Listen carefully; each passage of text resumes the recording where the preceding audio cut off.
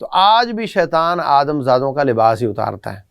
یہ ابھی گرمیاں شروع ہو گئی ہیں، اب مسلمان کی بچی 2-3 انچ مزید ننگی کر دی جائے گی، بازوؤں سے، گلے سے، سینے سے اور نیچے ٹانگوں سے۔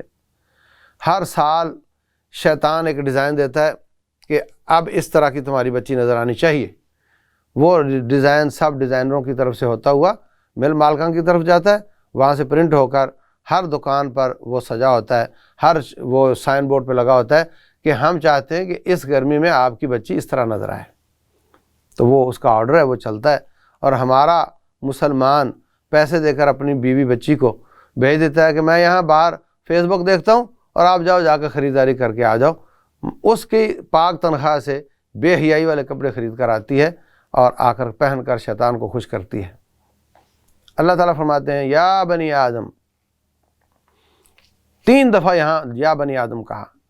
یا بنی آدم خذوا زینتکم عند کل مسجد، یا بنی آدم لا یفتننکم الشیطان، یا بنی آدم اے آدم زادو قد انزلنا علیکم لباسا یواری سوآتکم ریشا، ہم نے تمہارے لیے لباس نازل کیا ہے۔ شیطان تمہیں ننگا کرنا چاہتا ہے، برہنہ کرنا چاہتا ہے، ہم نے تمہارے لیے لباس نازل کیا ہے، تم لباس میں رہا کرو، برہنہ نہ ہوا کرو۔